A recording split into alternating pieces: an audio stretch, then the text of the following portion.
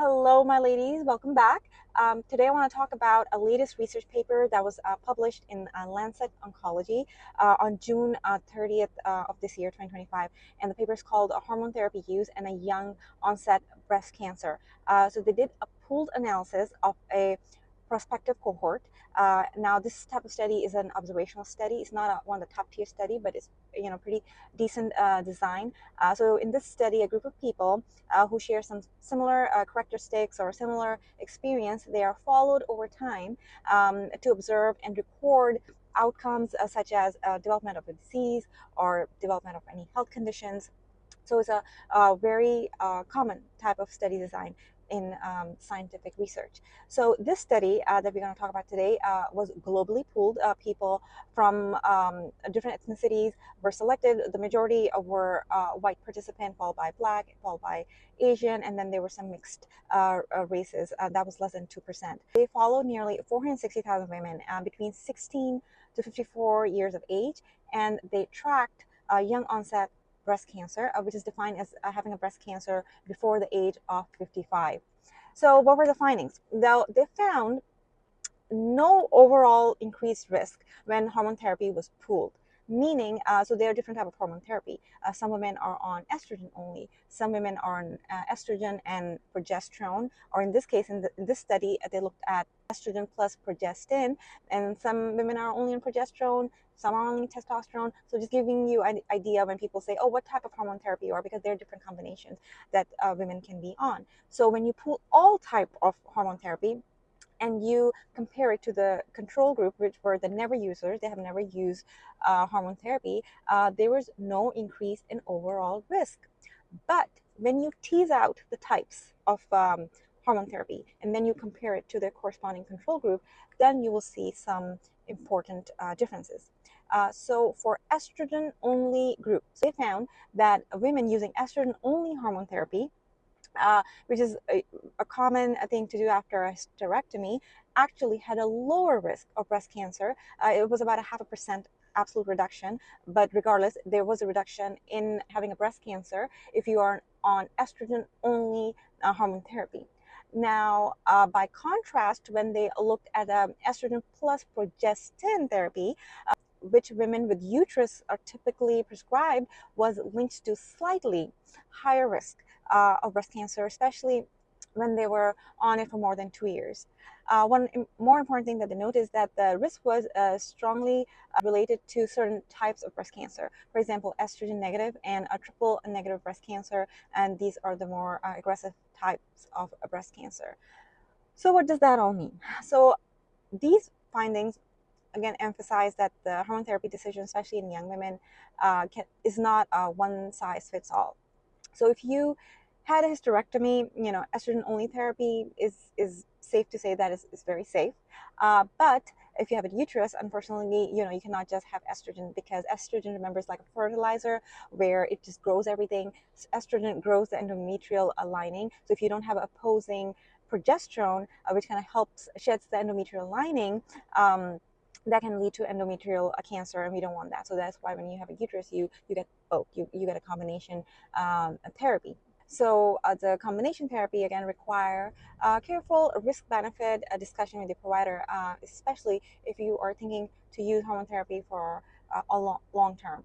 For example, for myself, it's not only about dealing with the vasomotor symptoms of perimenopause, menopause, like night sweats, hot flashes, um, uh, you know, um, anxiety.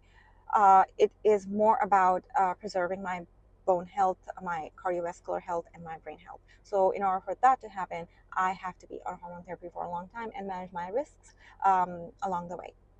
Now, for me, if I had to get a combination therapy today, I was thinking, how would I do my risk benefit analysis? And I just wanted to do that with you guys, so you have an idea of how to look at the risk, or where to start along with your provider. So now this risk benefit analysis is only for me. So you're going to look at your own risk, and you're going to discuss those with your provider and come up with your own game plan. Now, for me, I usually, what I do whenever we're looking at certain therapies or treatment, I look at all the negatives and look at the positive, and see if the risks are manageable.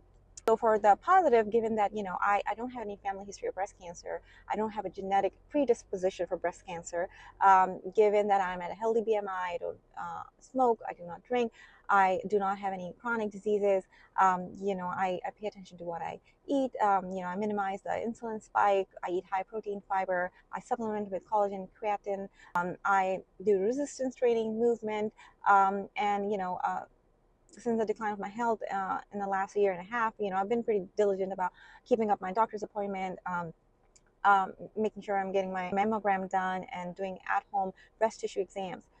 Now, the negatives, I do have other type of cancers on both sides of my family. I had a history of fibroids, cyst. I have a propensity for, getting my BMI pretty high. I had in the past had insulin resistance, high cortisol, and my inflammatory markers go up and down. I had a poor sleep hygiene. That's work in progress. And what else? So I think that's pretty much it. So given this landscape, I believe, I'm going to listen to my provider and see if she or he has an insight. And if you're all on the same page, I think I will cautiously proceed with a combination therapy because of the protective effect, again, on my bone, my cardiovascular, and brain. Now, this will be done in a very close collaboration with my provider, but I'll make sure that I'm the driver of this car. So. Yeah. So this is just to give you an idea. If I were to get a combination therapy, what are the factors I'm going to look at?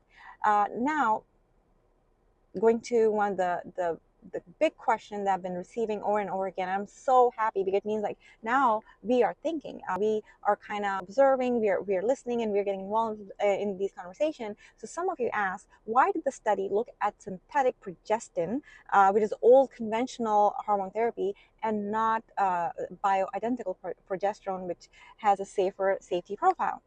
I loved it. Great question. So I came up with possible 3 reasons for that. So back when most of these women for this cohort started hormone therapy, especially in 90s or 2000, bioidentical micronized progesterone wasn't mainstream. So most doctor prescribed synthetic versions like medoxy progesterone acetate, MPA for short, because that was a standard of care, and that was used in a WHI study in 2002. So again, tied into what I just told you guys, to do a pooled analysis across like multiple countries, multiple cohorts, researchers need to have a consistent exposure variable. And that variable, unfortunately, cannot be a bioidentical progesterone. It is progestin, which is more uniformly documented in various research, whereas the bioidentical progesterone has variability in how it is administered, like orally, vaginally compounded, has variability in dosages and prescribing patterns. So many studies and regulatory bodies, if you look at NIH, FDA, they focus on FDA-approved formulations. Now, progestin, like MPA, were approved and widely used, while compounded bioidentical, they were excluded from such analysis because inconsistent formulations and lack of large safety trial data. That's why this research kind of helps us understand the risk of older conventional hormone therapy, but it does not give us a full picture when it comes to bioidentical options like micronized progesterone, which in newer research suggests is safer. It has a safer profile than progestin. So just to quickly summarize, because this is part of the conversation, and that's something that I think we need to know, that most likely if you go and talk to a menopause specialist, you will be prescribed bioidentical micronized progesterone, unless for some reason you need to be on a birth control where the formulation could have progestin in it. So why didn't the study use bioidentical progesterone? Because not widely used or recorded at the time the data was collected. It's synthetic progestins were standard therapy. Bioidentical are harder to track in a large data set, and more research is still needed on their long-term safety. Now, if you want to stay on top of the latest research in perimenopause and menopause space, please subscribe. And if you find value here, please hit that like button, and I will see you in the next one. Bye.